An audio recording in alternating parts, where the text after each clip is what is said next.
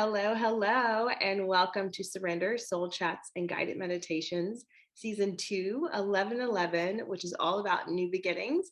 I am your host, Frandasia Williams. Those who know my soul call me Frannie, and I'm the owner and founder of Guided Surrender, which is a lifestyle and wellness company that is based in releasing resistance, fear-based resistance that keeps us and blocks us from our manifestations, our spiritual, mental, and physical healing. So if you are on a healing journey, you're in the right place.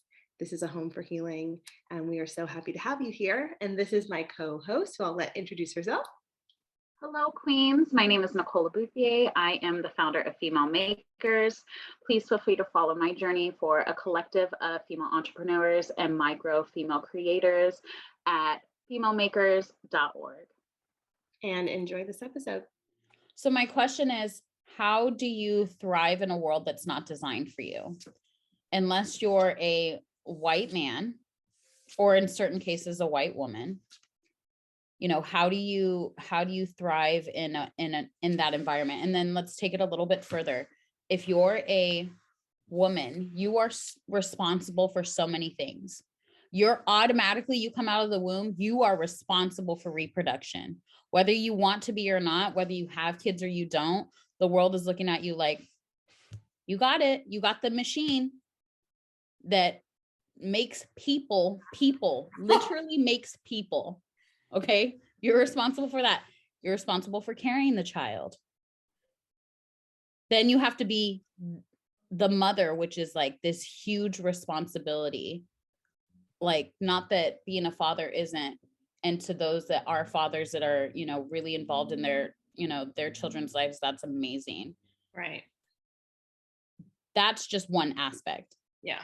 Then have a period through it all of your life. Majority of your life. Yeah. Every month. You don't even get vacation. That's the thing that kills me. Like, you can't even be like, oh, I want to put in my PTO. I don't want it. Yeah.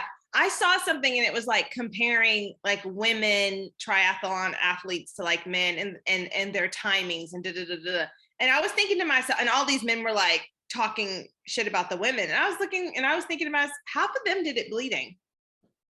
Yeah. I guarantee you at least half of those women were bleeding while doing this marathon triathlon, whatever it was. And all these men were like, oh, well, the men's times are because of this and they're not better. Let's throw this out there just so that those that are listening that are men and don't really understand the trajectory of like just bleeding. Let me just make it very clear.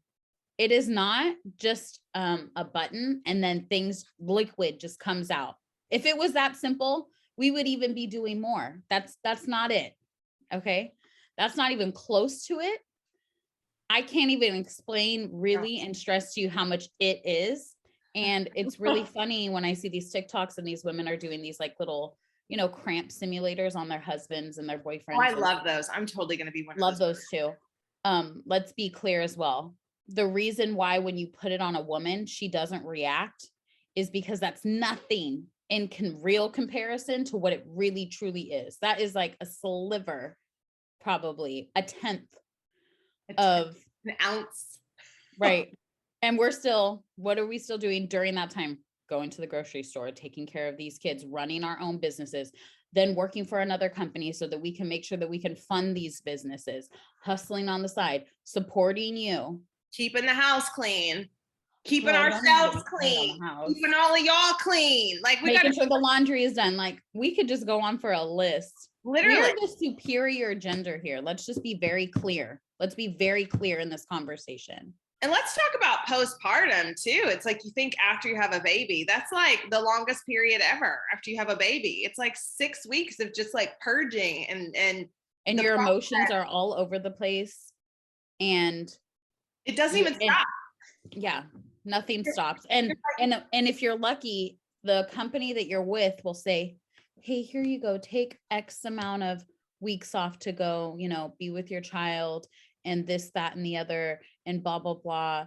But make sure after that week 6, you're ready to go. It's like, you realize I still have stuff coming out of my body. And I didn't know that you cramp after really bad because your uterus is shrinking again. And I was like, huh?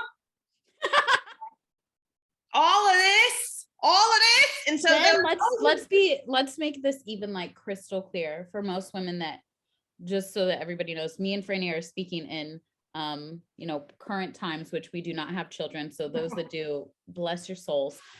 But I have heard horror stories. Your body never goes back to being the same.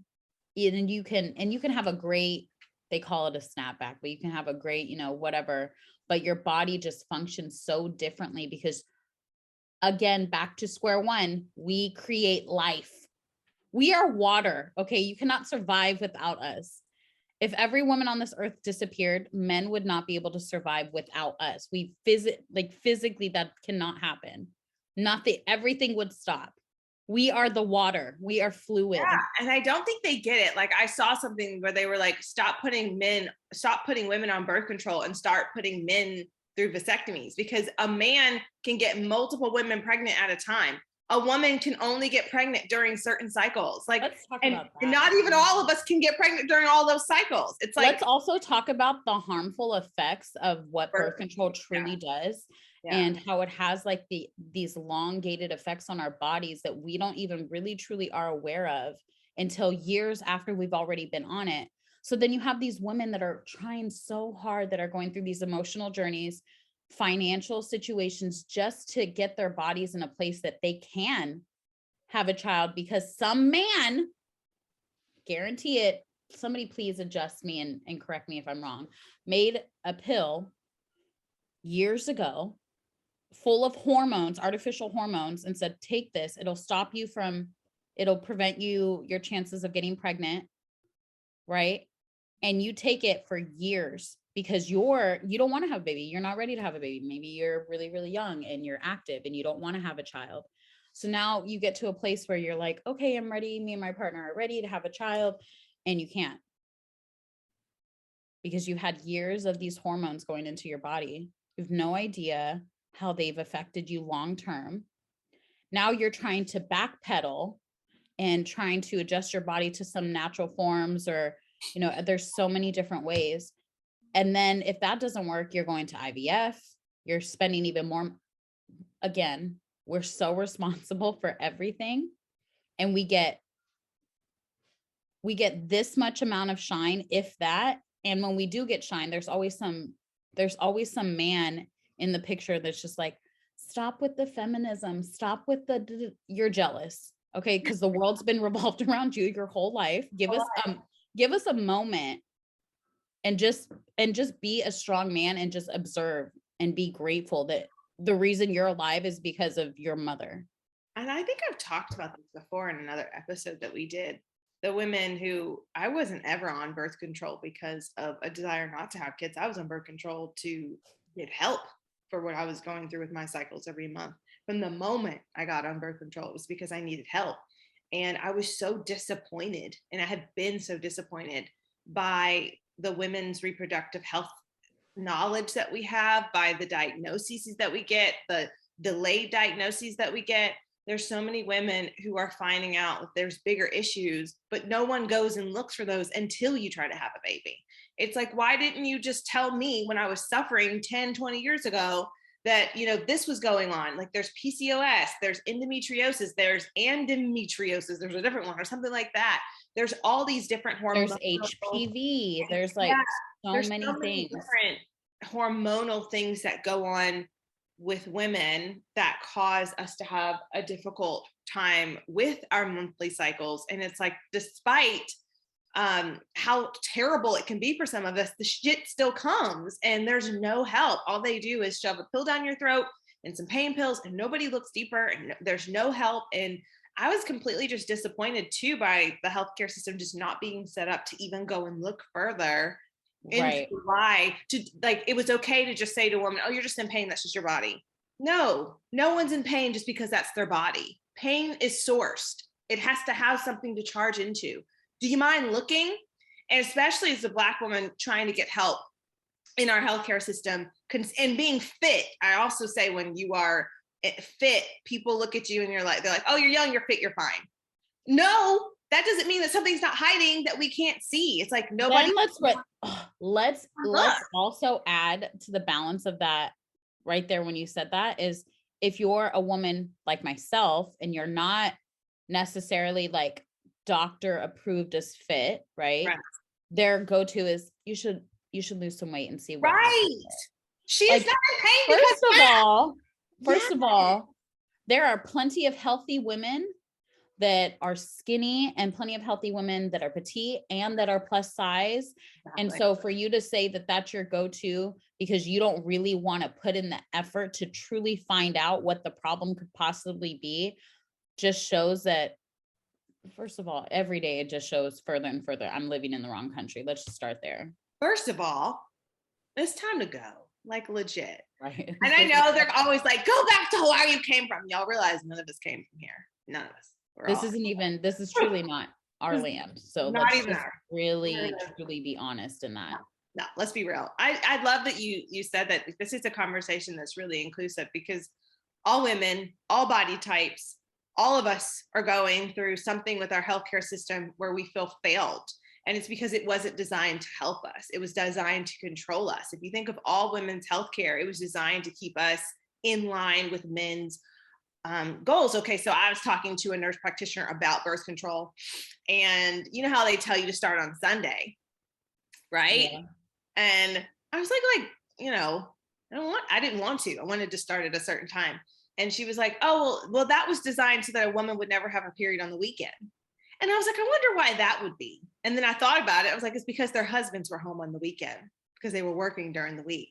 First of all, don't tell me to start anything on any day. I'll start when I'm ready. Days and times are like made up.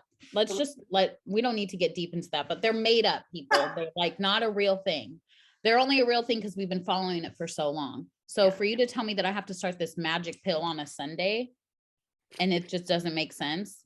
There's weeks in there. Like, we're smart enough. We know how birth control works. Like, if you get the pill, it's just going to do the same thing every week. Your body will catch up with it. So it really, truly doesn't matter. Right. Then when I also realized that you didn't need to take those extra pills that week that you were on. No.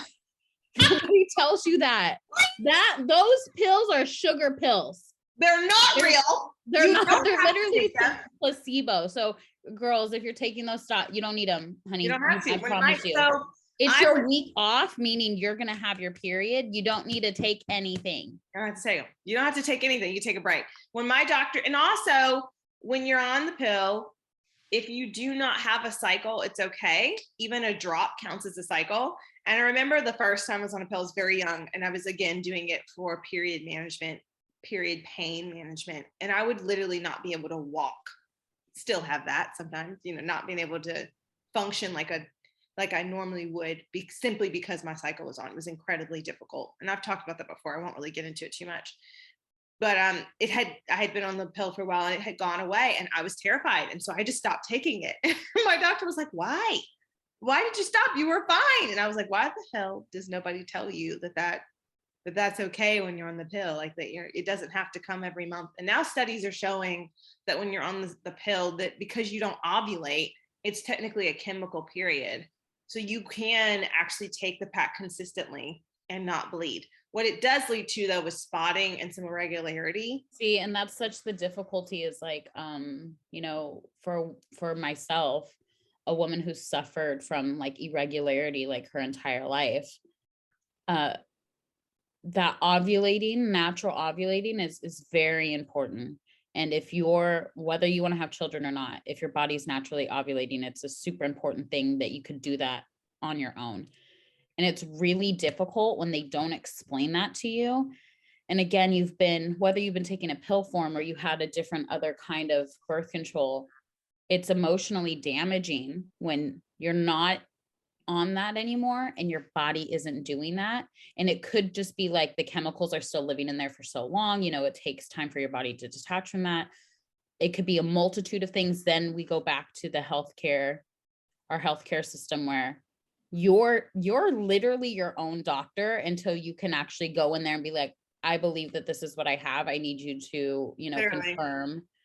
And you literally have to go in there with like a sheet and just be like this and just be pressing and pushing pressure on and we pay like so much money to have healthcare in this country. And it's still not beneficial. We're basically paying you to just confirm with tests that this is what we found. Yeah. And in my case, Nicole and I are kind of opposite in this way. I am a very regular cycler. I cycle very regularly. She doesn't miss a date. She's very faithful. And it's so funny because Nicole will be like wanting hers and I'll be somewhere like, I wish mine would take a break, but we're too. Right. I'm like, can you pass yours my way? Yeah. Because I would love to regulate. And even on the pill, I'm regular. Off the pill, I'm regular. Even after being on the pill for a cycle of, I was on the pill the first time, it was a cycle of 9 years. And as soon as I got off, everything was still regular for me.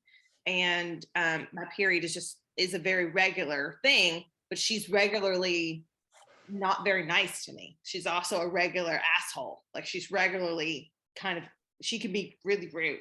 And so I actually got off the pill the first time because of that. It had been so long and I wanted my body to regulate and I wanted to know what I was like off of it and if things had mellowed out or things were some of the same. And I had even told my doctor, and I was in a very beautiful situation at the time. I had a beautiful Black female doctor who was very supportive of me. She was also very supportive of my diet. At that time, I had become more natural and I stopped taking pills and medicine. I was eating a diet full with fruits and vegetables. And I had always had iron issues and we were working through that in a natural way. So she was very supportive. And I told her I wanted to get off and I wanted to see what happened. And we came up with a plan to help me manage the pain and help me manage what I was going through. And I stayed off for years. And I would say the first year off, I feel like the first 1 to 3 years off, it was like, okay. But then it all came back for me. Everything that I was suffering from ended up coming back and still no answers. And I literally thought it was endometriosis for the longest. And everyone who I would say that to would say, no, it's not that. You don't have that. You can only diagnose endometriosis through laparoscopic surgery. Like they can't look at you and tell. It's not detected through a pelvic exam. It's not detected through your pap smear. It has to be detected by literally, because it's inside. It's not something that's topical. They've got to go in and look. You got me. First of all, I'm so sorry. I'm so sorry. I know you're on a thing. It's just, I'm really grinding my nails into it because how is the healthcare and medical world so advanced, but when it comes to procedures for women, I'm going to try really hard not to curse. You're so dated that things like that, you have to physically have a surgery to diagnose. If you get a mammogram, you literally have to pull someone's tit off of their body and smush it into a pancake in order to find out if there's anything in there. But everything else is so invasive.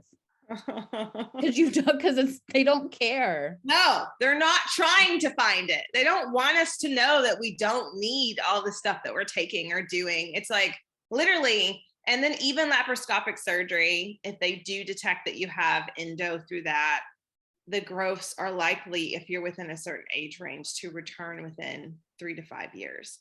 So the thought of even having the surgery, going through all that, and then having the removal, which is a very painful process, and it takes a while to heal, just for it to come back, for me was devastating. I was like, that would suck.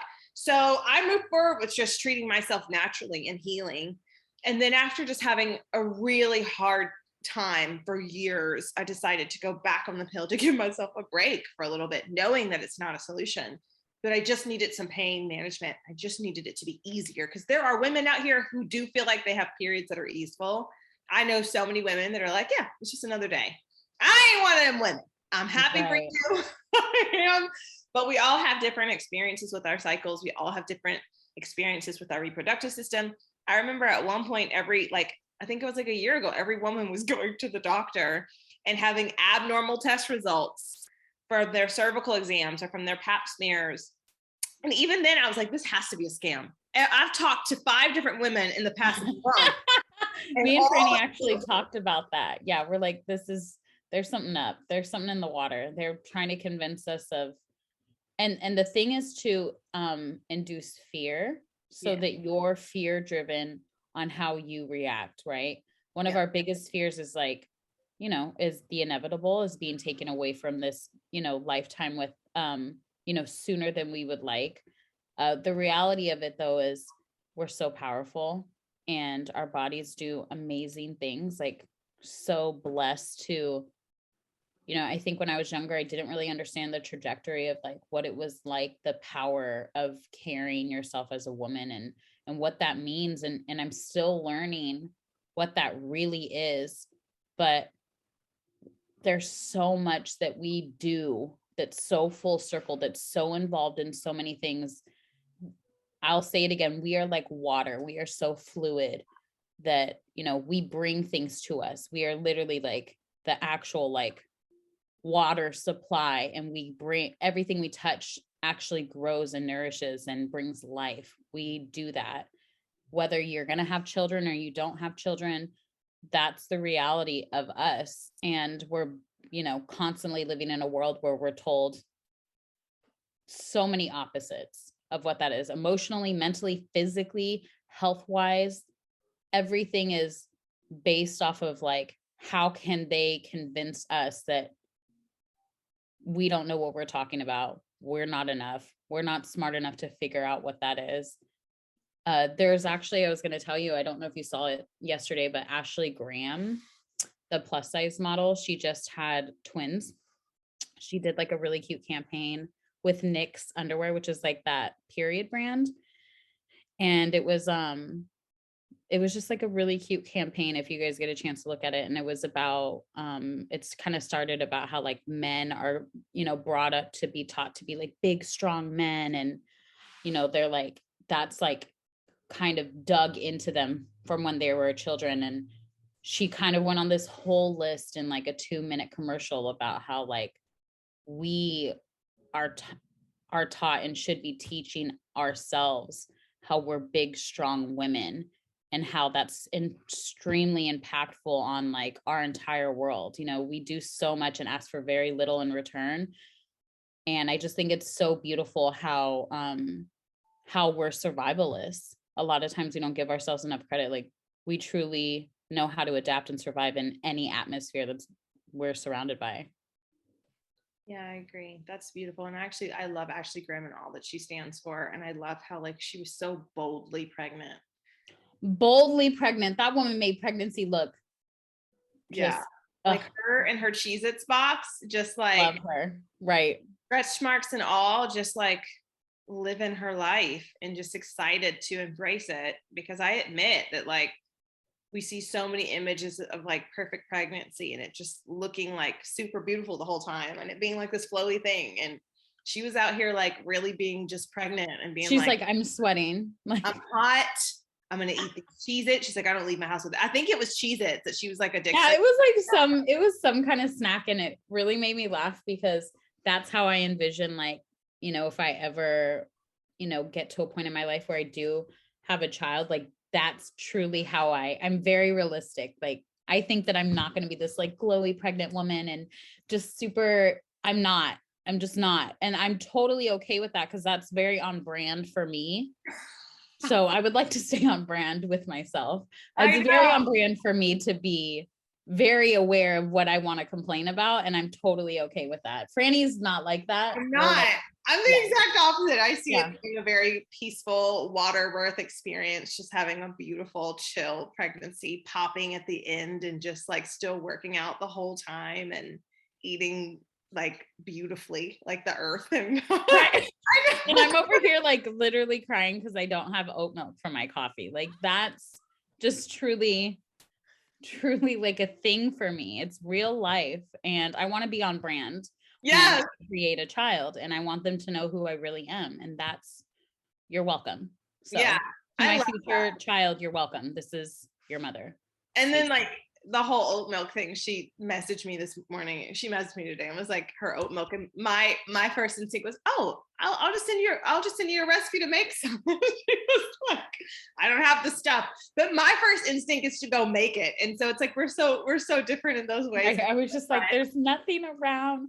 I'm having like a mental breakdown. I'm like, it's fine. I just will have nothing. Well, I sip on my oat milk chai. I felt so and I'm making my homemade banana, walnut pancakes, my chai latte with extra oat milk. It's really funny because this is truly, if you guys really want to know who we are, I don't know how accurate this is. Franny's vision may be different. My vision of how I picture me and Frannie and how polar opposite we are is, in my head, she's extremely divine. I call her the divine, and she lives on Machu Picchu. Okay. And she has a small, adorable, handcrafted cabin that she just lives in and wakes up with the sun and goes to sleep when the sun goes to sleep. And she lives off of the land and she's just beautiful. I don't live that way. I live in a glass house where people serve me and oat milk is always available. I don't want to lift a finger, and I want you to laugh at my jokes. And that's just my life. That's how I picture how opposite we are. Yeah. And I love that about us, because I find there are moments where my divineness, as Nicole says, it falls. And she's like, Frannie, you really don't need an excuse to eat that. Frannie, you really don't have to do that today. And I'm like, you're right. I'm like, eat the bagel, girl, eat the bagel. Or whatever it could be that particular day. And then on the other end, I'm the one calling her and be like, just be gentle. Do nothing today. It's fine. You want to eat some. And I'm like panicking. And I'm like, I can't, no, I don't think. It's funny. The other day we were talking and something happened and I got really upset. Not really upset, but I was like irritated, and she was listening to me and we are kind of having a conversation back and forth, and she's trying to tell me to like be gentle with it. Like, she's just like, it's fine. Like, what does that matter? It's not a big deal. And she goes, we'll just do this. She always gives me an alternative. Okay, well, we're just going to do this now and blah, blah, blah. And I'm just like, but why would that happen? Why was it said that way? And then she's like, okay, so we just want to be upset. That's fine. Let's be upset. And I was just like, and Frannie knows me well enough to where she can say things like that to me. And I was just like, yeah, I do. I want to be upset. I just want to be upset. And she's like, that's great. Let's talk about it together. Let's be mad. And I was like, bump that. Like, she was like, thank you. Sometimes we just need to be mad together. It's totally fine. But I think the beauty of our friendship, even this beautiful conversation about womanhood and what we are experiencing as women, having the same experiences on opposite spectrums. It's like, I didn't feel appropriately treated in healthcare. You didn't feel appropriately treated in healthcare. It's like, both of us have experiences with our cycles where, like, mine is super regular but painful and mean sometimes, and yours sometimes is irregular, and it comes and it goes, and it's like, it's not necessarily awful, but I mean, mine is that like college friend that just pops in just without notice, no notice. Sometimes stays for 9 days, sometimes here for 3. It's a surprise. You never know. You're like, are you coming back next month? If the wind takes me. We'll see. And mine's like, girl, don't even take the sheets off my bed. And I'm like, literally, yours. I'm so sick of seeing you, like, always. And you know what? Nicole reminds me about the part of being grateful that the well is running. And I do practice gratitude as much as possible. It has been so difficult over the past couple of years, though, being someone who was having such a difficult time with it. But because it looked regular, nobody understood that you understand that this is regularly ruining my life. It is Absolutely. I have to prep 14 days before it even arrives just to be able to get off of the couch for an hour a day while it's here. Like, this is ruining my life. And it was really difficult to explain to people the level of pain that I was in, because, when you say, you're having menstrual pain, people are like, oh, you'll be fine. It'll go away in a few days. And you're like, you don't understand. I can't get off the floor sometimes for 3 hours at a time. I pass out. I'm having pain that feels like contractions. It's awful. And I'm not saying contractions like I'm giving birth. I'm talking about, I can literally feel like they'll be intense and then they'll stop for a second.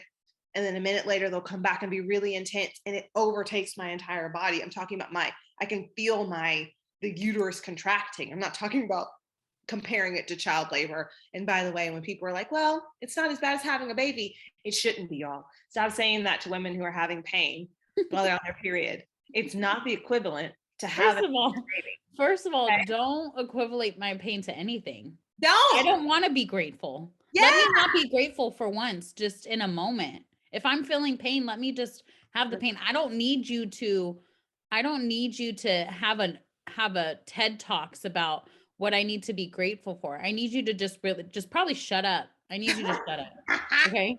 And leave me alone until I'm ready to speak.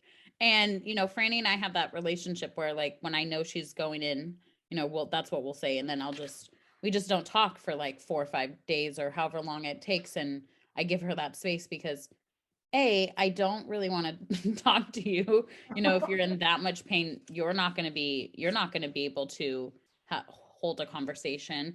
And also, she was very communicative in that. And I think that as women, there are times where we aren't as communicative as we can be when it comes to inconveniencing other people. We're so willing to bend and break for everybody else and carry the load and be the mom and do the laundry and run a business and be part of a company while all bleeding and being pregnant and, doing all these things. But the slightest inconvenience to our partners or people, our friends or family around us, we feel guilty. Yeah. We feel like, oh, well, I don't really want to put that on. Put it on them. Put it on. That's what they're there for. If you're not doing that already, you're doing it wrong. Yeah. Because you will do that for years and you'll regret every time that you didn't put it on them. That's what they're there for. I'm definitely getting to a place in my life where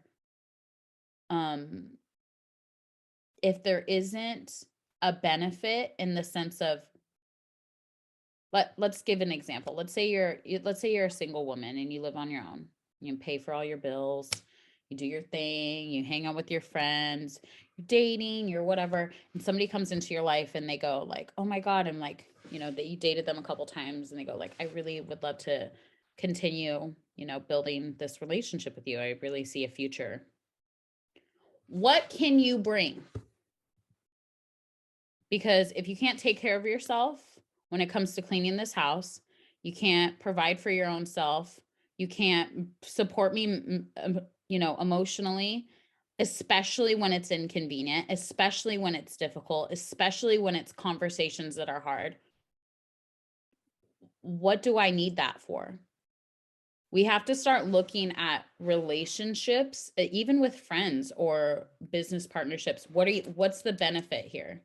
Because if you're not getting a benefit and I'm over here providing you emotional support, I'm providing you ideas, I'm here for you, you can throw and load things onto me, then you're really adding more to your plate than balancing the shift of your plate. Let's talk about that. Because girl, you can keep living in your little cute place, doing your own thing and just having a little fun on the weekend, doing whatever you need to do to whatever, you know what I'm talking about. You don't need to be signing up for a cart. And that includes friendships. You don't have to be friends with that girl because you knew her since you were 7. If it's not aligning with what you're doing, you are an average of the 5 closest people in your life. And if those 5 closest people are not all thinking Oprah and you're the only Oprah, that's not going to work, girl. You're just going to be here. Yeah. That's super true. You have to be able to make logical, beneficial decisions when it comes to your relationships, personal, intimate, friendships, even your family. There are times where you have to step away from people that you are physically related to. Your blood is the same blood as that person because there's no purpose there. It's more harmful than it is good. And there's so many people I know nowadays that, not that I think everybody shouldn't have a relationship with their family, but there's so many people nowadays I know that have decided to step away from certain family members because it was more harmful than good. And I congratulate them because when you get older, you start to understand the kind of lifestyle you want to live. And is that conducive? Does it make sense? Yeah. I had to do that. I had to take a little break. And by the time that I was ready to step back in, I was actually really nervous about that. And I like prayed about it, and I got the response that it's like, it's time, it's time for that healing to begin. And it has, and I'm doing so much better now with it. But I 100% agree. You have to have your own boundaries, and it blood, love, time, none of that sustains like what you need in that moment. It's like, who cares if it's been a 7-year friendship if it's no longer fruitful?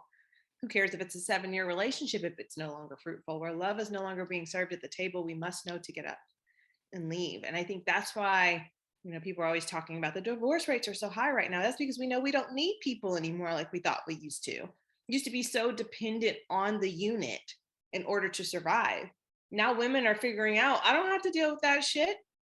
I don't have to take that mess. I can, if it's easier for me to do it solo, then why are you here? And like, you're another person for me to take care of. And I already got all of this. I can't do you. Women can even, and we're definitely diving in. And I know it's been years of other women doing this, but we're definitely diving into a world of women that are having children later, not having children at all. Women that are purposely having children on their own without a partner, literally going, I want a child, but I don't want that. And they're doing that. And that's such a beautiful thing, because by no means, like, love is beautiful, friendships and families are beautiful. And if you have somebody, you have friendships and partnerships that really, truly have grown you and you feel great about that, that's a very beautiful thing. But know that that's not the only option. That's where it really is like, everybody feels like this societal view on how a woman should carry herself and the kind of relationship she should be in and the kind of person she needs to be. It's like, I know we've all gotten those questions, because when you're a woman, and it's clear as day, when you get to a certain age, you start getting these questions like, when are you going to get married? Baby. When are you going to have these children? When are you going to buy this house? When are you going to have a second child? You pop a child out, it's like, when's the next one? Yeah. It never stops. No one does that to men. It's like, no one does that to men. And it's so funny because people bring up the baby comment to me more than they bring up the marriage. And I'm like, don't be praying for babies, pray for husband, pray for a partner. Shoot, don't put that on me. Because this thing. And then if you aren't that woman who naturally wants to have a child, it's like, almost like you say, I don't want children. They're like, oh, they're so insulted. It's like, you realize that so insulted. Our sole purpose is not to procreate and add to this mess. Like, it's not our sole purpose. And then there's that whole, being 30 and up, and people genuinely thinking that like you are disintegrating from the earth. It's like, I've been on this earth for only 3 decades, and y'all are counting me out. Like, I'm a baby to the universe, and you're sitting here. Let's talk about it. I am a toddler, girl. I am a toddler. A toddler.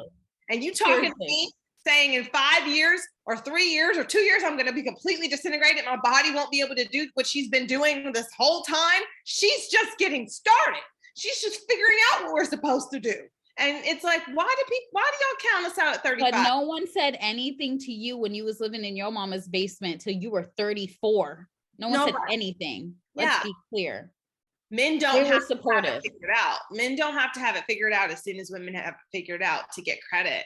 And it's like, a man who's 35 without kids totally has time to still be a great father. But it's like, at a certain point, I literally have to be a great mother before you even think of having a child. Literally. And I've had people say things to me like, well, oh, you don't want to be an old mom. You mean a mom with money? You mean a stable environment to take care of this kid? You mean to actually have healed so I don't pass any trauma on? You mean mature so I can actually teach mature lessons? Is that what you mean? Because the more I said a mom with money, that is so accurate. Okay, so you just want me to be out here teaching. I didn't have. You don't want me because you think I can't run around because I'm gonna have a broken hip. I'm only 32. My dad literally said to me the other day, he's like, well, you're pushing 40. I said, I am 30. He did say that. I was like, and he just started laughing. He's like, well, close enough. I was like, I have 10 years before I will even be able to sing a happy 40th. And I'll be happy. I'm not one of those people who's afraid of aging. I'm actually very excited. Thank you. That is one thing you and I definitely are the same on. Like, I believe age is really not real. I don't think it's real. And conspiracy theory all you want.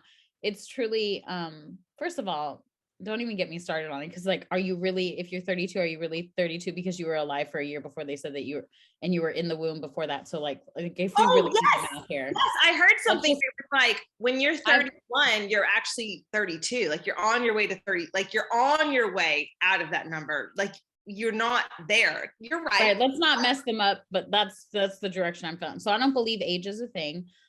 What I truly don't believe in is like the phrase, like, I'm getting old. We all say that just because like maybe our body hurts, or it's like, you know, a stigmatized like way of like talking when we're tired, or, you know, we're doing something that's not like young and fun and whatever.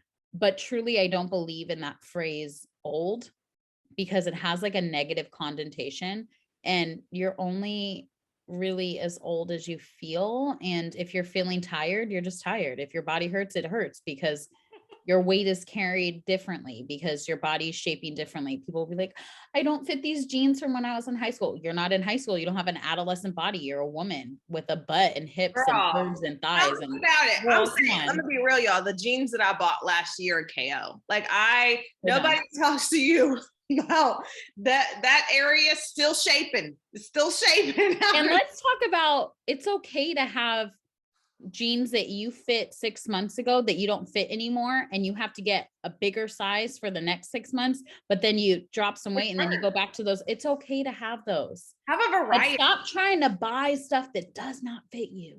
It is not appealing.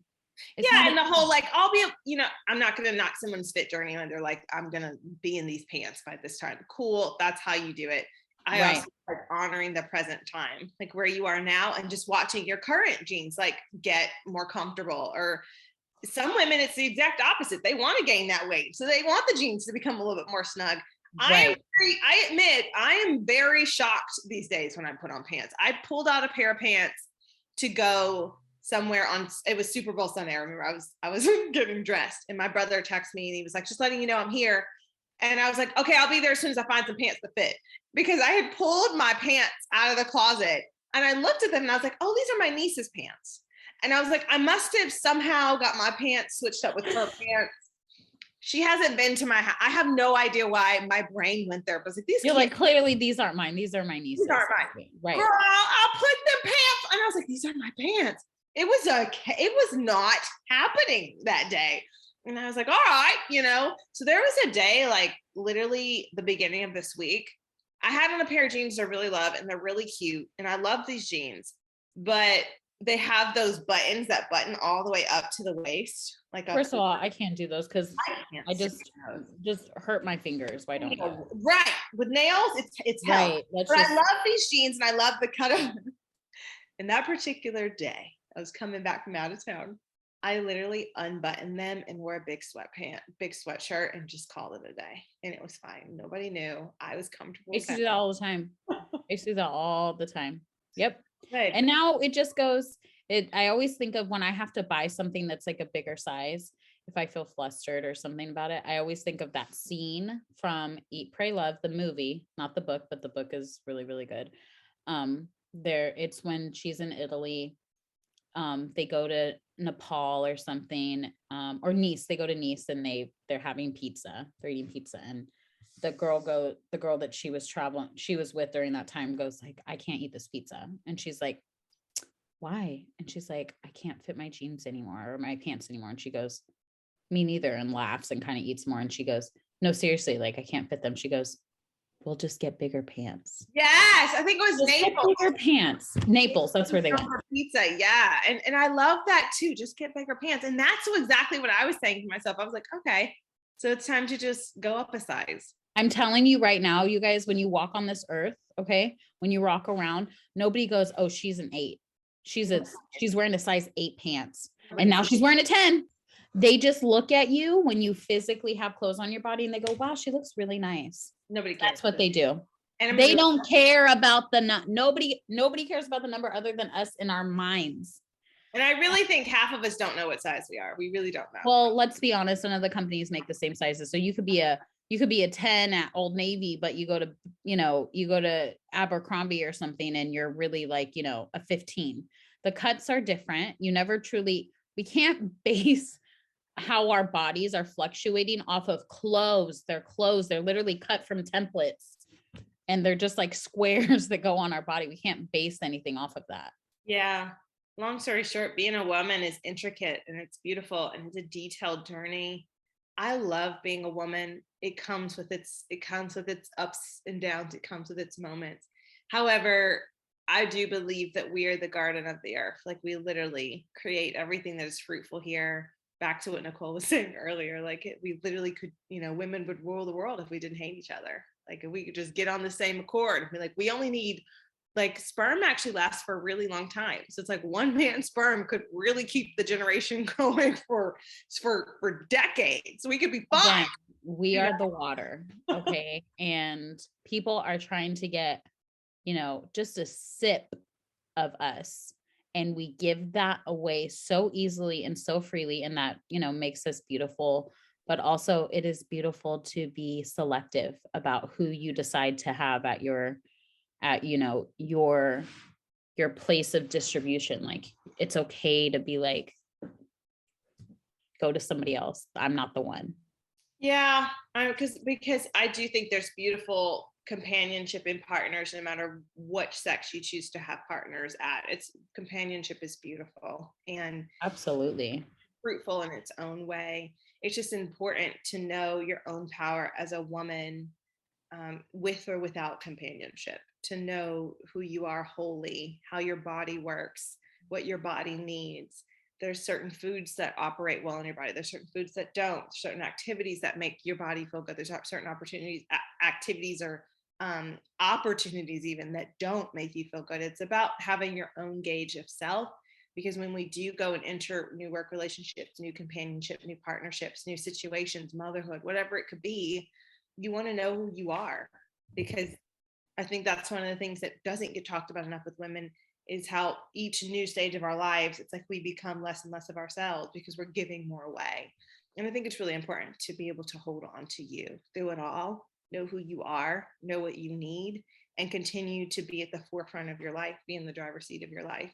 So I'm a big encourager of being independent in your own right, as far as I know who I am, and I know that with or without this, I'm still me, and I'm still good, and I'm still happy. And instead of putting weight on what society tells us we should have, being good just in our own skin, our own bodies, and knowing like we are enough. And all these other things are ancillary, they're additions, they're gifts. You alone, you're the garden. You're the biggest tree there. You're the sunflower, and you're the centerpiece of your universe. And so I just hope that this conversation was empowering for everyone listening, so that you just remember that you shine and how beautiful you are. And all these things that are in your life and all the things that have come, they came because of who you are, because you're attractive, because you're beautiful, because you're divine, because you're a mess. That matters too, right? And so, over the years, I hope that, and I can only pray that women's healthcare becomes, especially women's reproductive healthcare, becomes more tested, more strengthened, so we can get more help with the things that are going on with our bodies, and that our bodies stop being policed as much as they are by others, but especially by each other. Like, who gives a crap? By each other is really the key. We can't control like the masses, quickly, but we can control how we approach each other and how we carry conversations. We don't need to know when that woman's getting married. We don't need to know when she wants to have a child or when that's going to happen, unless your relationship is deemable, where you can have those kind of open-ended conversations. That's totally separate. But I think the way we speak to each other and how we judge each other is really what's key here. We're so powerful on our own.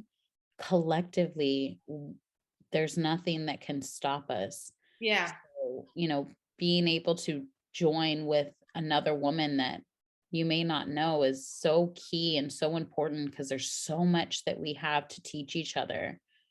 And one thing I want to point out that Frannie mentioned a little bit ago is like, being authentic to yourself. If you're one of those women that you could be at any age and you don't know who that is, you're like, I'm really struggling with like who I am, or like, what do I do next? Like, what's my thing?